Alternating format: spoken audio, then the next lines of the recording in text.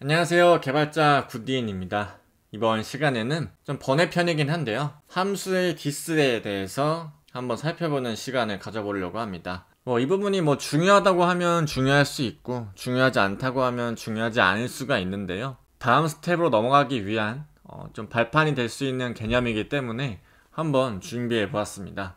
근데 가볍게 이번 영상은 타이핑 없이 그냥 화면을 좀 쭉쭉쭉 따라와 주시면 될 것 같아요. 자, 함수에서 사용되는 디스는 일반 함수에서의 디스와 화살표 함수에서의 디스가 약간의 차이점이 좀 있습니다. 그래서 일반 함수의 디스 같은 경우에는 그 함수가 호출된 위치에서 정의가 되고요, 화살표 함수 같은 경우에는 그 디스가 자신이 선언된 함수, 즉 렉시컬 범위라고 하는데, 함수가 동작할 수 있는 유효한 범위 안에서 정의가 됩니다. 다시 한번 정리해보면, 일반 함수의 디스는 호출 위치에 따라서 정의가 되고요, 즉 결정이 되고, 화살표 함수의 디스는 선언 당시의 외부 스코프 디스를 따릅니다. 예제를 한번 살펴보면, 첫 번째 const user라는 객체가 있는데 그 안에 first name과 last name, age, getFrame 4개의 요소가 있습니다. 자, getFrame 한번 보시면 일반 함수로 선언되어 있고 그 안에 템플릿 문자의 방식으로 이렇게 변수를 문자로 출력을 하고 반환을 하고 있습니다. 자, 이때 콘솔 로그로 지금 getFrame을 출력을 해보고 있는데, 자, 이때 user.firstname, user.lastname에 출력을 하면 굿디인과 팍이라고 선언이 됩니다. 자, 이 부분은 어렵지 않죠? getFrame에서 어떻게 유저의 내부에 있는 프로퍼티를 접근할 수 있느냐, 이런 게 의아하실 수가 있는데, 이런 게 가능한 이유는 자바스크립트의 스코프 체인이라는 개념 때문이죠. 자바스크립트에서 변수나 식별자를 찾을 때 현재 스코프, 그 바로 바깥 스코프, 그리고 그 바깥에 있는 스코프, 더 떠나서 전역적으로 스코프를 순서대로 찾아서 참조를 하는데, 이 연결 구조가 마치 체인처럼 얽혀있다고 해서 스코프 체인이라고 부릅니다. 유저 객체는 함수 바깥에 선언되어 있어서 이미 이 함수 바깥에 유저가 이미 선언되어 있는 상태이기 때문에 이 안쪽에서, 즉 함수 안쪽에서 유저를 참조하는 것은 이제 문제가 없는 거죠. 자, 그러나 이렇게 작성하면 조금 위험할 수가 있습니다. user2라는 새로운 상수, 즉 변수에 기존의 유저 데이터를 할당을 시키고 기존 유저는 널로 초기화를 해버렸다고 가정을 해보겠습니다. 자, 그러면 user2는 이미 유저를 다 인가받았기 때문에 그 안쪽에 getFrame이 있을 수가 있어요.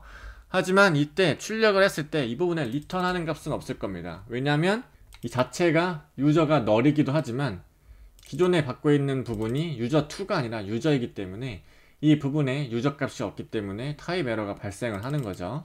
그래서 더 안전하고 일반적인 방식이 뭐가 있냐? 그래서 오늘 수업에서 같이 알아볼 이 디스라는 키워드를 사용해서 getFrame을 조금 더 안정성 있게 사용을 하는 겁니다. 객체에 자기 자신의 프로퍼티를 참조하는 가장 안전하고 유연한 방법이 바로 이 디스 키워드인데요. 자, user3라는 객체 데이터 예제 코드를 한번 살펴보겠습니다. 똑같은 구조죠. 하지만 이제 이 부분이 user3를 받는 게 아니라 디스 키워드로 참조를 하고 있습니다. 출력되는 값은 동일하게 나올 거고요. 자, 중요한 건 이제 이 user4 이 부분인데요. 첫 번째로 이 user4 안에 함수를 선언해 놓고 this.firstname, this.lastname이라고 선언을 해 놓았습니다.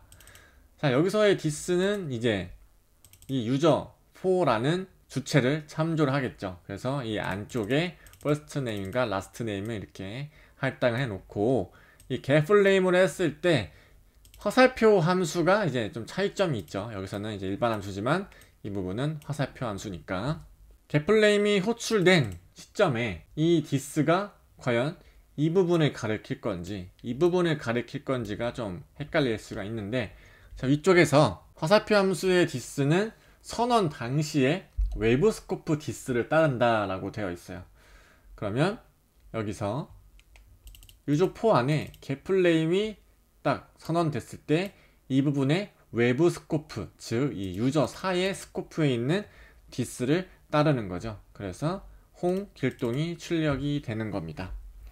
getFlame은 유저4 함수 안에서 화살표 함수로 정의되어 있고, 그래서 this는 유저4 함수의 this를 그대로 가리킵니다. 자, 이 부분은 조금 더 자세하게 한번 알아볼 텐데, 이 타이머라는 함수가 하나 제가 선언해 놨어요. 그리고 타이틀은 타이머, 타임아웃이라는 함수에 각각 콘솔 로그 하나, 첫 번째 set 타임아웃, 두 번째 set 타임아웃, 이렇게 예제 코드를 작성해 놨는데, 첫 번째 set 타임아웃의 콜백은 일반 함수, 두 번째 set 타임아웃의 콜백은 화살표 함수로 정의를 해 놓았습니다. 자, 여기서 첫 번째 이 this.title은 당연하게도 타이머라는 걸 우리가 알 수 있어요. 이 타임아웃이라는 함수가 일반 함수이고, 이 함수가 호출된 위치에서 정의가 되기 때문에 이 일반 함수가 지금 타이머라는 객체 안에서 선언되어 있기 때문에 이 타이머의 주체를 그대로 따라가기 때문에 this가 타이머가 되는 거죠. 그래서 그 안쪽에 있는 타이틀 값이 그대로 출력이 되는 건 쉽게 알 수 있을 것 같은데, 자, 이 코드는 타이머라는 객체를 정의하고 있고 그 안에 타이틀이라는 프로퍼티와 타임아웃이라는 메서드를 가지고 있습니다. 이 객체에 타임아웃이라는 메서드를 실행을 하면 그 내부에 this가 어떻게 동작하는지 보여주는 세 가지 콘솔을 제가 예제 코드로 가지고 왔고요. 먼저 timer.timeout이 이 부분에서 실행이 되면, 즉 호출되면 타임아웃 함수는 타이머 객체의 메서드로 실행이 되므로 이 시점의 타이틀, 즉 this.title은 이 타이머를 가리킵니다. 따라서 콘솔 로그 this.title은 타이머가 출력이 된다고 말씀을 드렸고, 첫 번째 setTimeout 같은 경우에는 이제 일반 함수로 콜백 형태로 들어가는데, 이때 이 콜백은 setTimeout 자체가 브라우저, 즉 내장된 함수잖아요. 우리가 임의로 만든 함수가 아니기 때문에 이때 이 일반 함수가 선언된 호출 위치는 이제 setTimeout 자체 안에서 동작을 하기 때문에 그때 this는 윈도우 객체를 좀 바라보게 될 겁니다.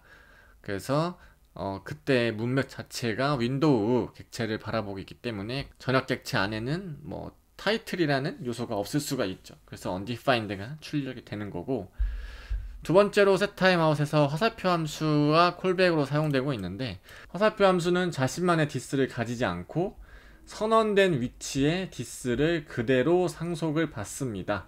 따라서 이 화살표 함수는 timeout 함수 내부에 정의되어 있기 때문에 이 타임아웃의 this를 그대로 참조하는데, 자, 여기서 헷갈리는 게 하나 있죠. 그러면 setTimeout 자체를 받는 거 아니냐 라는 질문을 할 수가 있는데, 자, 콜백 호출 시 setTimeout은 전혀 관여하지 않기 때문에 이 부분은 불가능합니다. setTime 함수는 콜백을 등록만 하고 직접 호출을 하지 않아요. 그래서 콜백 호출 시 setTimeout은 전혀 관여하지 않기 때문에 setTimeout을 받을 수가 없습니다. 자, 이 부분이 좀 이해가 되시지 않는 분들은 그냥 암기를 해주시면 더 좋아요. 사실 뭐 이렇게 활용하는 경우가 뭐 많지는 않기 때문에 함수에 대한 this 개념을 제가 설명하려고 좀 어려운 예제를 가지고 온 거고요. 우리가 지금 여기서 초점을 맞춰야 할 부분은 화살표 함수와 일반 함수에서의 this의 약간 스코프, 즉 렉시컬 차이가 있다는 게 가장 중요한 개념이기 때문에 그런 차이점이 있을 수 있으니, 그리고 이렇게 객체 안에서 어떤 범위에 따라서 this를 참조할 경우에 단순히 이렇게 유저 객체, 즉 유명으로 된 객체를 그대로 참조하는 것보다는 이렇게 this 키워드를 활용해서 사용하는 게 조금 더 안정적이다 라는 걸 좀 알려드리기 위해서 이런 단순 예제 코드를 한번 들고 와봤습니다. 이번 강의는 뭐 좀 번외편이기 때문에 그렇게 중요한 내용은 아니고요. 그래도 좀 빠뜨리기는 좀 아쉬워서 제가 한번 가지고 와봤습니다. 네, 이렇게 함수 파트 기초 과정을 한번 알아보았고요. 다음 강의에서 더 좋은 컨텐츠로 여러분들을 찾아뵙도록 하겠습니다.